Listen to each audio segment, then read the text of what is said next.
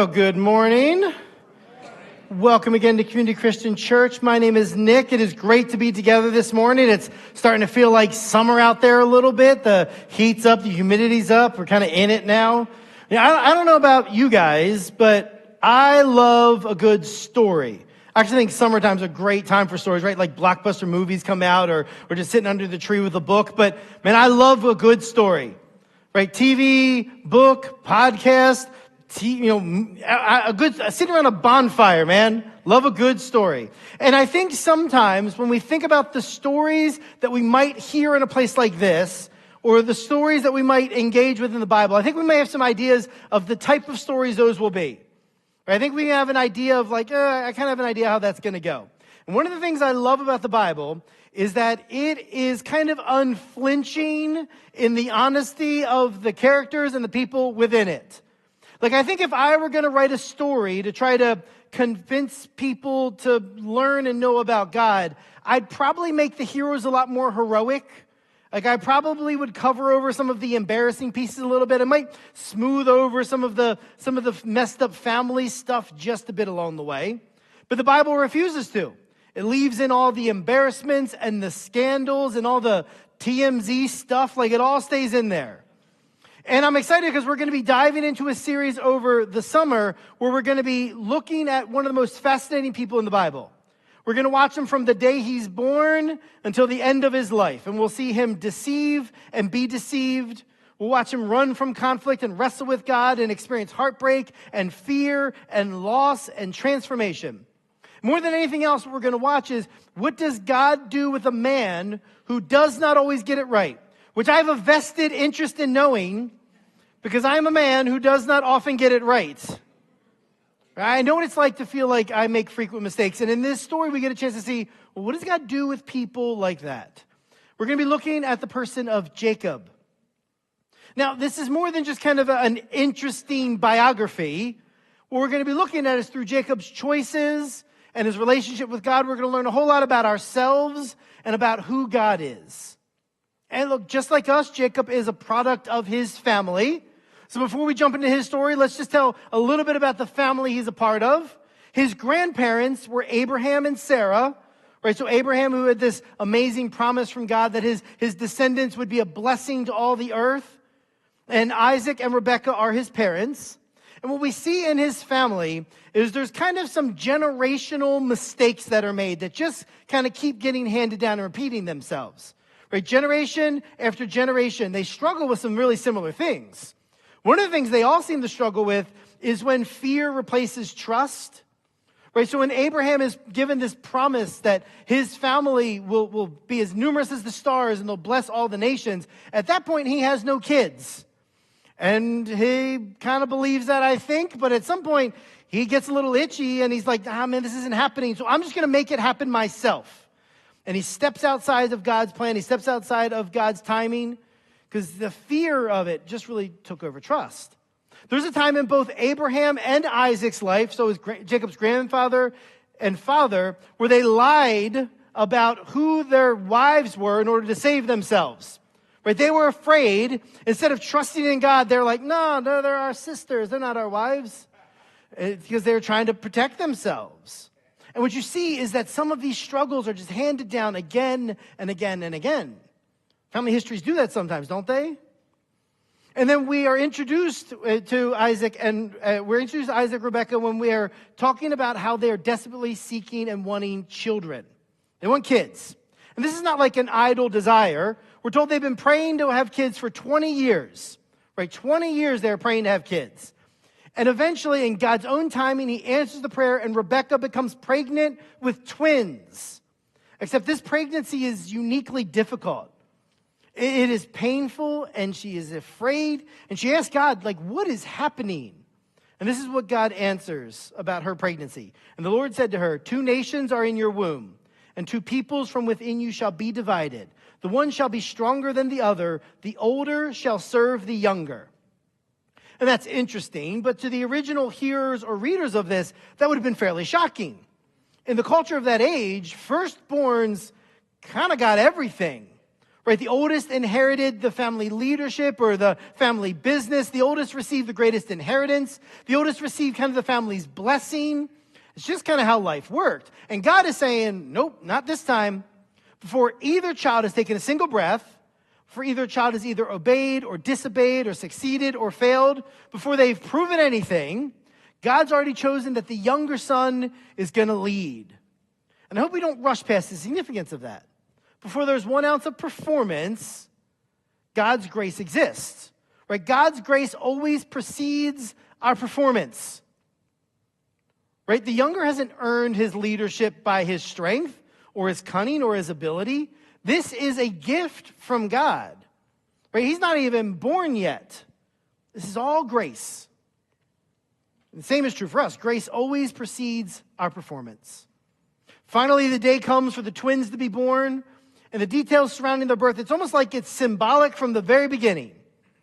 Right, as we read in Genesis 25. The first came out red, all his body like a hairy cloak, so they called him Esau. So Esau is the oldest, even if only by a few moments. He enters the world first, and he's described as being red and covered with hair. So they named him Esau. Now, I don't get the idea that Isaac and Rebekah are really creative with names, because in Hebrew, Esau means hairy. So they basically looked at the kid, saw he was hairy, named him Harry. Now, you might know someone in your life named Harry. I bet you that's not why they're named that. I mean, like, I don't know, what a weird convention. Like, if you started naming kids just what they look like when they're born, we're going to have a lot of kids named Slimy, right? Like, there's just like, that's not. So twin one is Esau, and then comes his younger brother. Afterward, his brother came out with his hand holding Esau's heel. So his name was called Jacob. So Jacob didn't simply arrive. He arrived holding onto Esau's heel. And that's an unusual detail, right? Like that's an odd thing to include in the Bible. And I can understand why a parent would remember that. If you have kids, you probably remember a lot of the little quirky dynamics of kind of the birth stories of your kids, right? So my oldest is 16 and a half. If you recall, 16 and a half years ago, there was a couple of huge blizzards that hit back to back. Yep, that's when I had my kid. So I can understand why a parent would hold on to that kind of story, but why would a story like that make its way into the Bible? Right? There's countless births that are recorded throughout history. Very few of them are focused on what the baby's hands are doing. But Jacob is entering the world reaching. It's almost like before his first breath, he's already trying to catch up. He's already trying to grab a hold of something that's in front of him that he thought belonged to him. He refused to accept second place. It's almost like he's fighting from the very start. And his parent look at this little boy grabbing his brother heel, and they give him the name Jacob. Again, not very creative naming convention here. Jacob literally means heel grabber. Okay, like one who grabs heels. We need to get them like a baby name book or something. Like I feel like you can do better than that. But what happens is, even though the literal definition of it is heel grabber, it's got a different connotation to it. The connotation is one who like supplants another person, or someone who gets ahead through cleverness, through strategy, through manipulation. In our language, we would probably call him a schemer. Imagine it's the idea that like you're running in a race and someone gets in front of you and you're the type of person that's willing to trip them by their heels so that you can get ahead.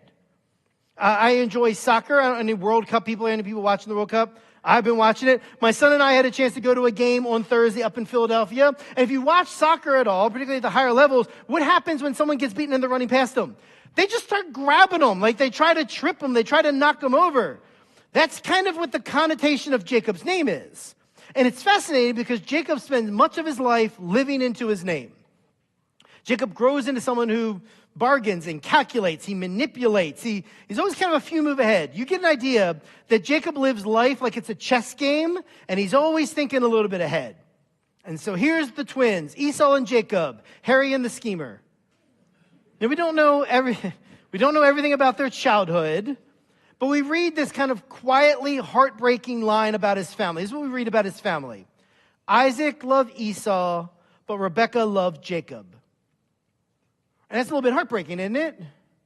The father loved Esau, and the mother loved Jacob.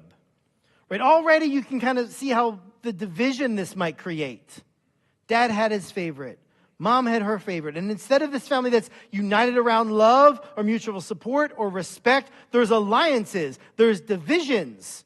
Instead of these brothers learning to grow up to celebrate their differences, to celebrate how they were made and built, there's every opportunity for comparison and competition. One little sentence and you start getting just a little bit of an idea about how this family functions, don't we? And as the boys grew older, these differences become more pronounced. We read this. When the boys grew up, Esau was a skillful hunter, a man of the field, while Jacob was a quiet man dwelling in tents. At first glance, these details might not seem particularly significant, just that they're different men, but it's revealing something significant about the kind of men they're becoming. Right? Esau is like a man's man, rough and tumble, hunter, fighter, man of physical strength, man of action. This is Bear Grylls in the wilderness, right? Like this is like a tough guy. Maybe not so much with the words and the intellect, but this is a man of action. Jacob, on the other hand, is described as quiet and staying near the tents. And staying near the tents is another way of saying that he was with his mom and the women. This is more around some of the domestic activities of the family.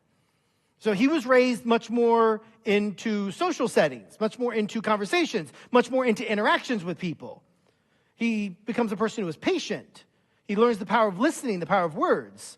One son becomes an outdoorsman. He's got strength. He's a man of action. The other becomes quieter, who stays close to home, listening, observing the social interactions around him. And we don't know exactly what it looks like or every conversations between them look like, but we know this about families, don't we? Children are pretty perceptive, aren't they? More perceptive than we want to be a lot of times. Long before they understand family dynamics, they begin interpreting them. A child doesn't simply just observe favoritism or divisions or competition. They'll create meaning from it. Dad likes him more. I'm overlooked. I need to prove myself to be loved. If I want to matter, I have to earn it. I have to perform in some ways in order to be accepted by my family. And these conclusions are not always accurate, but they are always powerful.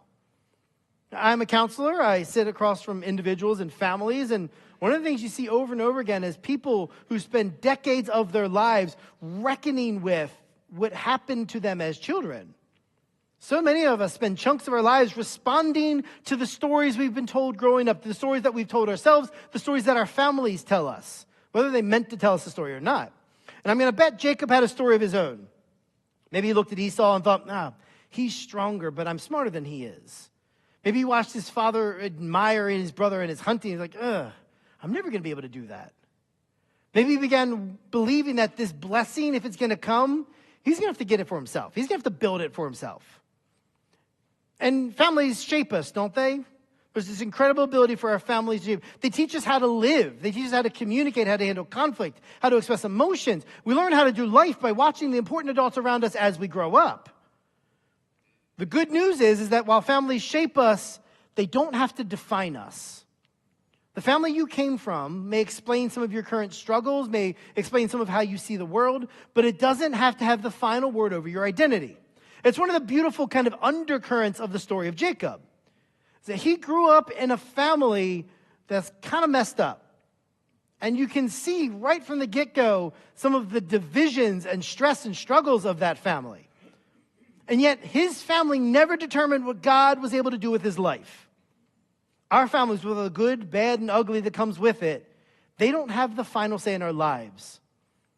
Look, I think there's deep wisdom in understanding the patterns in which we grew. I think there's deep wisdom in understanding the impact that has on how we live. Our families shape us, but they don't define us. And they don't disqualify us from God's grace and God's love. God's grace has never been limited by the family you come from. Actually, one of the recurring themes of the Bible is that God seems to delight in writing new stories for people coming from broken stories. To invite people from broken families to be a part of his family. If you come from a difficult family background, you're in the right place. God does some of his best work in the least expected settings. So here we have two twins that could not be more different. Right? They've grown into becoming very different adults.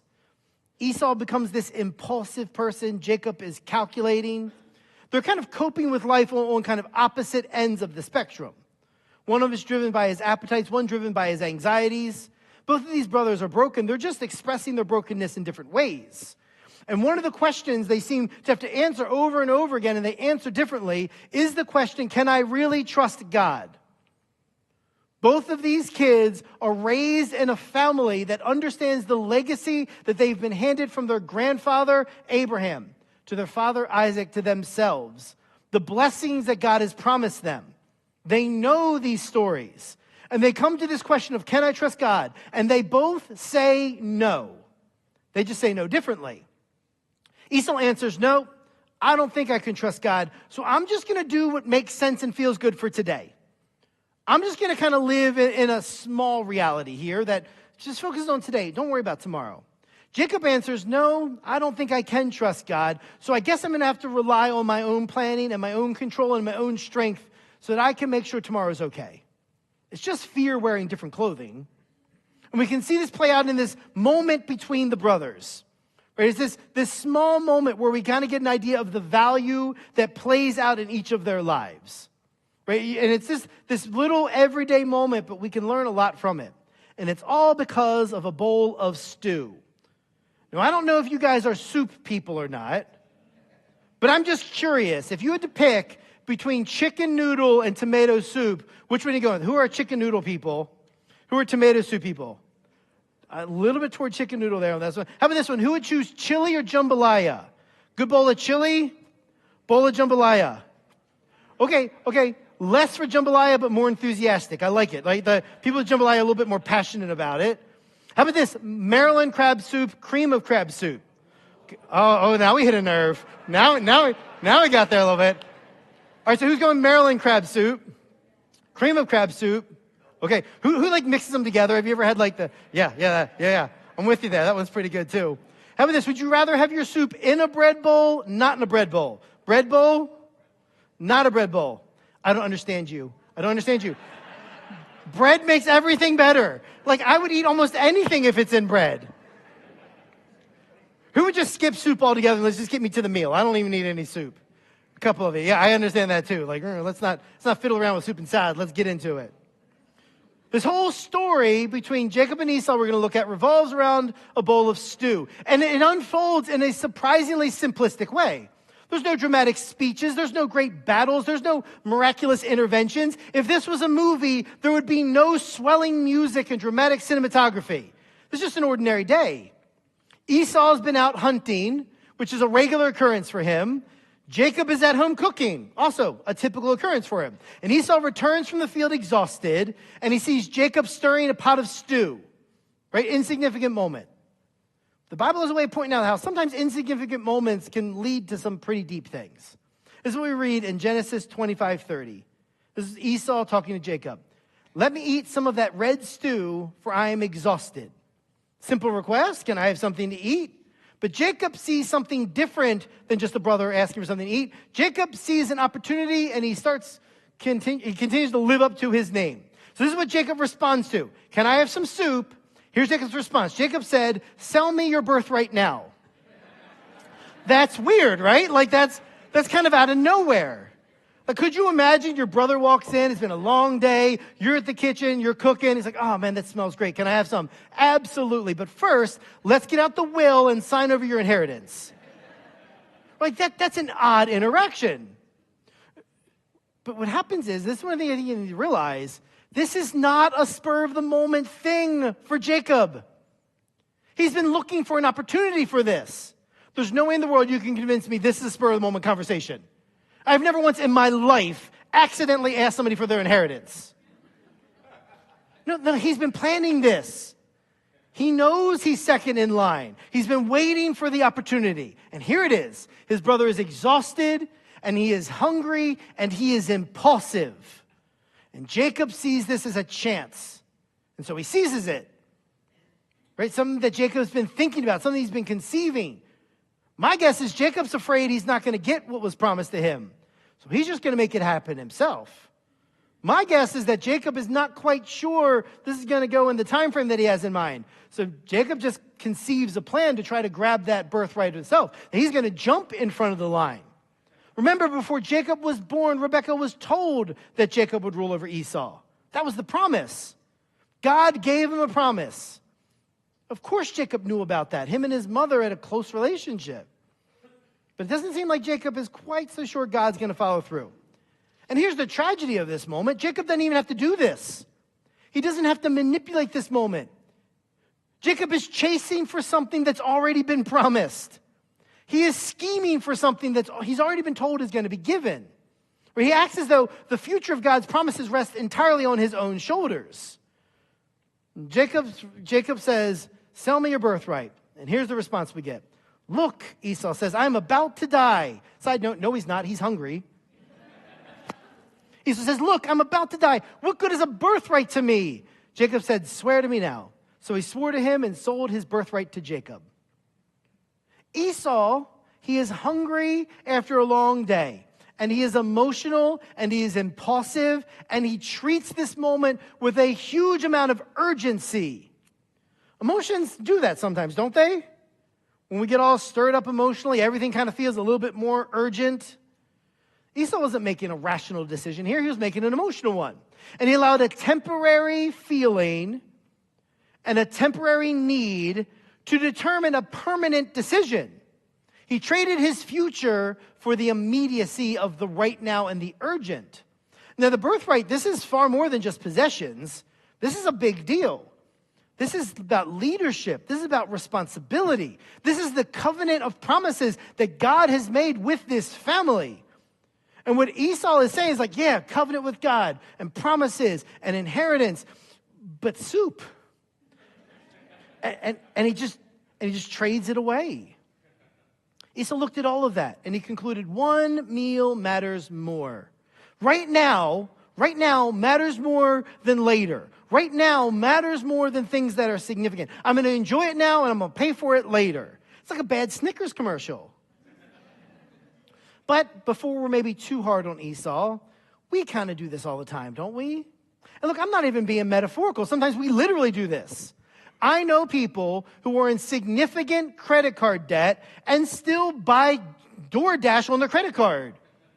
It's like, forget tomorrow, I'm hungry now. How many times have we heard stories of someone's life where they make a temporary decision to meet a temporary need and they permanently flip their entire life on their head? Where people will make a choice and their entire future gets turned upside down. We sacrifice long-term health for short-term comfort. We sacrifice relationships for career advancement. We sacrifice integrity for success. We sacrifice peace for control. We sacrifice character for pleasure. But if we're going to learn to trust God the way that we are called to trust God, man, we have to slow down because our emotions will always urge us that right now needs to be met right now with urgency. Man, it very often does not. There's so many regrets that people have, not from choosing obvious good against obvious bad, but choosing temporary against permanent, choosing an immediate satisfaction against what is life-giving, choosing urgent instead of the important. Jacob and Esau, they look completely different, but they're actually standing on the same foundation. The foundation of, I'm not sure I can trust God. And Esau's answer is, the future doesn't matter, might as well enjoy now. And Jacob's answer is, I'm going to reach and strive and grab for every bit I can. He bargained his birthright for a bowl of stew. And that is pretty foolish. But on the other side is Jacob, who is trying to buy a birthright with a bowl of stew. And that also doesn't sound so great either. One of the things I bump into my life as a counselor is people who struggle with control. Whether it's control of themselves, control in their relationships, can kind of control in the midst of their world. It's something you bump into a lot. Control is not about power or confidence. Almost always control is about fear or about anxiety. Underneath, it's this desire of like, man, if only things could be in a certain sort of way, then maybe I would feel better. If only things would be in a certain sort of way, then maybe I wouldn't have to live in fear. If only things could be in a certain sort of way, I don't know, maybe I just need to take care of this myself because no one else will. And what happens is that when we let fear run us, fear is a way of shrinking our world until the only person we can trust is ourselves. Fear will shrink our world. And I don't know, but I wonder if Jacob found himself there sometimes. He's heard the stories. He's heard the promises. He knows who God is. He knows his grandfather and his father and what's been passed down. And somewhere along the way, I wonder if he just thought, I don't know. I think I just need to trust me on this one. I think I just need to trust me. The hard part here is not that he wanted a blessing or a birthright. He's already been promised a blessing and a birthright. He's already been promised those things. The promise is instead of relying on God to provide it, he decided he was going to go get it for himself, regardless of God's timing, regardless of what God wanted. His struggle was not wanting the blessing. It was not trusting God enough that God would provide the blessing. Man, we live very different lives than Jacob lived, but we're not so different, are we? I think a lot of us struggle with what it looks like to trust in God when my timing feels better. The way I control things feels more secure sometimes. We live in a world that celebrates self-sufficiency. Go make your own opportunities, build your platform, create your own future, control your destiny, write your own story. And man, that language sounds really inspiring, but if we're not careful, it can begin to shape the way we relate to God and the way we live our lives. And we slowly replace dependency on God with determination without Him. Prayer becomes an afterthought because we're convinced ourselves our success, it depends on my effort and my intellect. Why be curious about the story of God? I'm busy writing my own story right now. Jacob lived a long time ago, but man, it's pretty similar in how we struggle with things, isn't it? The irony, of course, is the very thing he's trying to secure has already been secured for him. Jacob suffered because he couldn't trust the promise he had already been given. He couldn't trust it. Now, one of the most beautiful truths about this passage is that God doesn't revoke his promise because Jacob screws up. God doesn't revoke his promise because Jacob behaves badly. God doesn't say, Jacob, man, you ruined everything. All right, who's the next person in line? God's grace is not erased by Jacob's failure.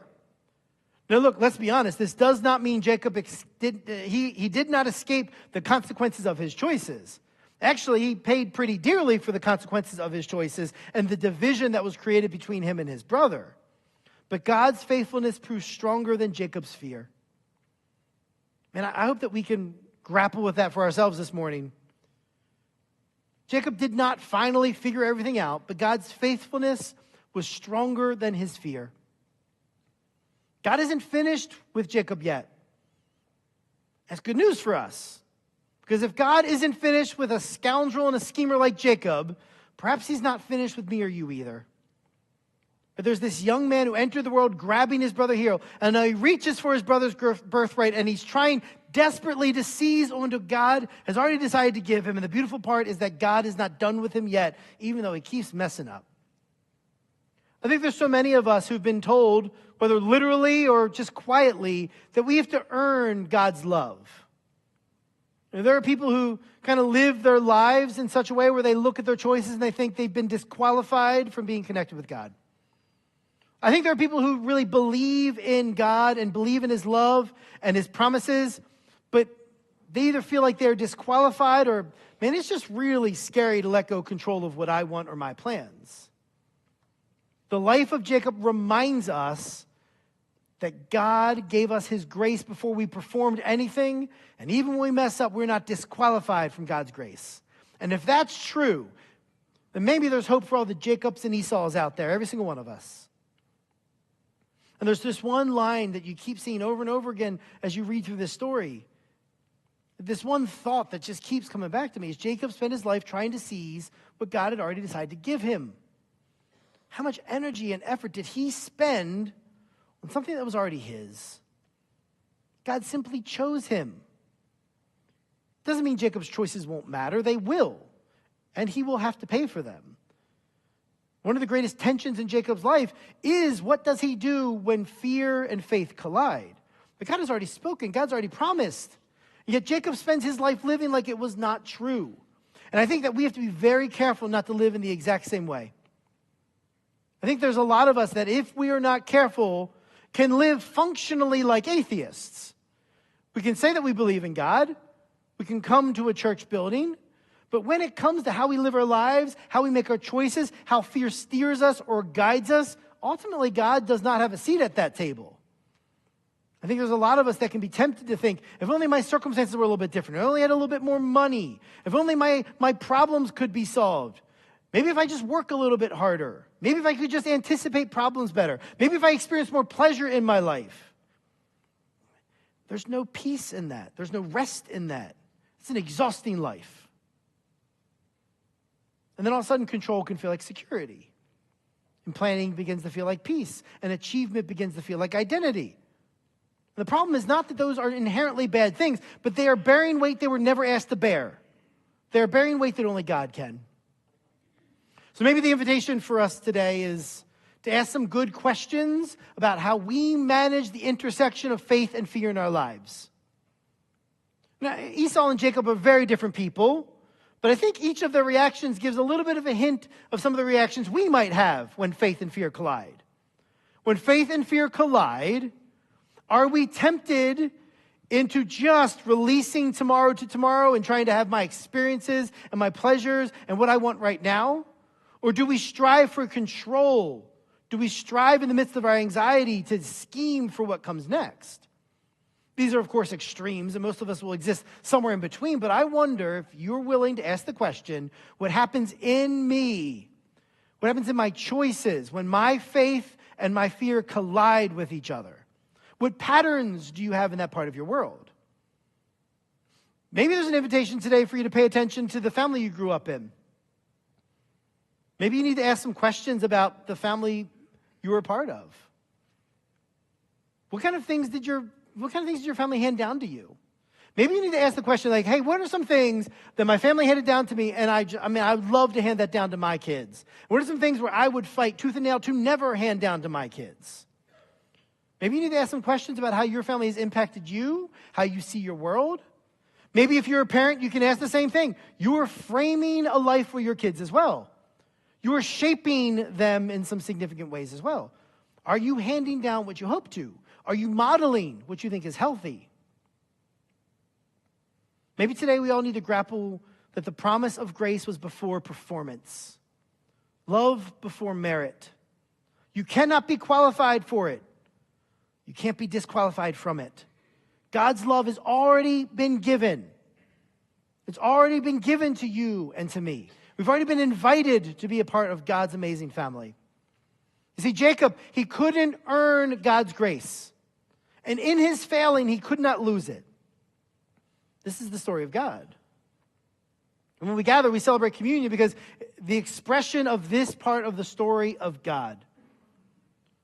Right? So when Jesus lived on earth and he taught and he healed and he led and he was an example of who God was in flesh. And there was a time where he had a meal with his disciples, with his followers, before he was going to be crucified. And in that meal, he took some bread and he broke it and he passed it to them. He said, take this bread and eat it. It's my body that's given up for you. And then he took the cup and he passed it. He said, drink this cup. It's my blood. Pour it out. It's a new promise for the forgiveness of your sins. And then Jesus laid down his life on a cross, willingly giving up his life on our behalf. And then he rose from the dead in a promise of new life for us. Right? A grace we could not earn, a grace we can't disqualify ourselves from. And in communion, we have a small kind of recreation of that meal. Right? There's some cups in the back, and there's a little piece of bread to remember the body of Jesus given up for us. And there's some blood there's some juice to remember the blood poured out for us for the forgiveness of our sins, for a love that was freely given. So we're going to take some time to celebrate communion together, to remember the amazing love of God. Let's pray together. God, I pray that you'll help us all to become deeply mindful of the ways that fear plays out in our lives. How we would become more aware of the temptations we have and how we react. The directions that it tempts us to move in that might not be the direction you want us to be. I pray that you would help all of us to trust on your promises, on a love that was freely given that we cannot earn. And when that love becomes real in our lives, it changes everything. I pray that in this place, that your love would feel very real and very true to us, no matter what our circumstances are, no matter where we are in our lives. And we thank you for Jesus, who invites us into your family, who makes healing and forgiveness possible. And we pray this in Jesus' name. Amen.